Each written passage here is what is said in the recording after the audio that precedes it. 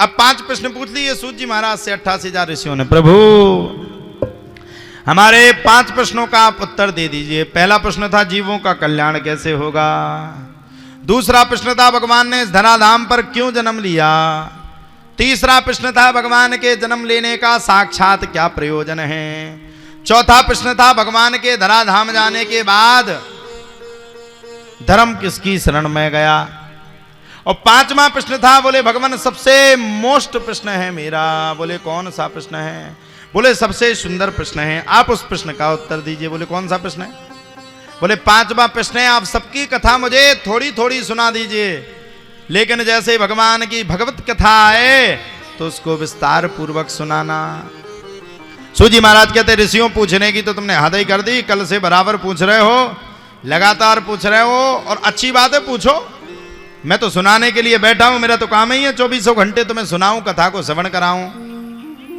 बोले सुनो ऋषियों, मैं तुम्हें ध्यान पूर्वक सुनाता हूं, लेकिन सुनाने से पहले मैं अपने गुरु को नमन करूंगा। अब सबने पूछ लिया, बोले महाराज आपके भी कोई गुरु हैं। अरे बोले भैया हर आध्यात्म जगत से जुड़े हुए व्यक्ति के एक गुरु का होना अति आवश्यक है। बोले महाराज आप तो इतने बड़े सिद्ध संत हो, आपको किसी गुरु से जुड़ने की क्या आवश्यकता है। प्रभु हमारी तो समझ में नहीं आती। अरे बोले भैया आध्यात्म जगत में अगर हमने वास्तव में सनातन धर्म में जन्म लिया तो हमें एक गुरु अपने जीवन में बनाना चाहिए। अब बताओ किस किस के गुरु हैं, कौन कौन दीक्षित है। वाह महोबा तो पवित्र नगरी है भाई, और कौन कौन नहीं है बे बताओ थोड़ा।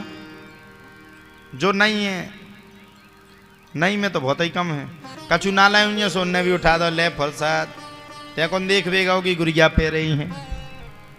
गुरु का होना अति आवश्यक है। और सुनो भैया, पानी पियो छान के और गुरु बनाओ। क्या करो भैया, गुरु बनाओ जान के। ऐसे गुरु नहीं बना लोगी, पता चला कि बाद में गड़बड़ है गई। और सुनो, जो भी चेला बन में, जो भी चेला बनने लायक होवे, जो भी चेला बनने लायक वो भी ध्यान पूर्वक ध्यान रखें, इस बात से बिल्कुल भी ना मुकरें, 1 मिनट भी ना मुकरें। अगर आपने किसी गुरु से दीक्षा ले ली तो जीवन में कोई घटना घट जाए, गुरु ने कोई भी बुरे कर्म किए हो, अच्छे कर्म किए हो, सत्कर्म किए हो, ना किए हो, लेकिन अपने गुरु को जीवन में नहीं छोड़ना, ये हमारी भागवत जी की कथा सिखाती है।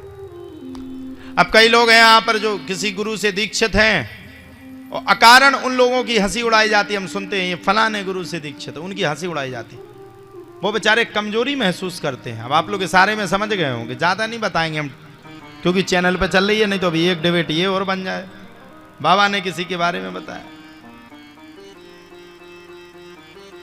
कोई गुरु ने कोई कर्म किया, हम कहते किया नहीं किया ये तो अपन को पता नहीं, ये तो परमात्मा को पता है। बुरे कर्म किए, अच्छे कर्म किए, ये उस ईश्वर को पता होगा।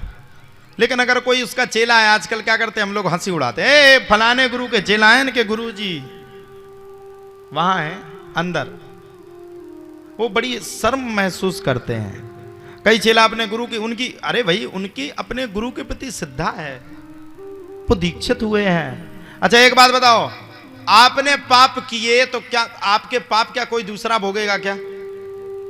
या आपने कोई अच्छे काम किए तो आपके अच्छा काम कोई दूसरा भोगेगा क्या? आपके पास 50 करोड़ रुपया है, क्या आप किसी को 2-4 करोड़ दान में दोगे क्या? है कोई? तुम्हारे घर में, तुम्हारी जेब में, तुम्हारे पर्स में, माताओं के पर्स में 10,000 रुपए रखे, तुम अपने पति को तो देती नहीं, किसी को क्या दोगी फिर? कची तो हंस के बोले सही बात कही महाराज ने। हाँ वो तो धन्य हो मोदी जी। सब लोग कहते मोदी जी ने क्या किया, हम स्टार प्रचारक नहीं हैं, लेकिन हमारी अपनी खुद की सोच है, हम भी इस नागरिक हैं तो हमारा अधिकार। लोग कहते हैं मोदी जी ने क्या किया, मोदी जी ने क्या नहीं किया ये बताओ पहले तो आप। माताओं के पैसे को स्वयं भगवान ने नहीं निकाल पाया।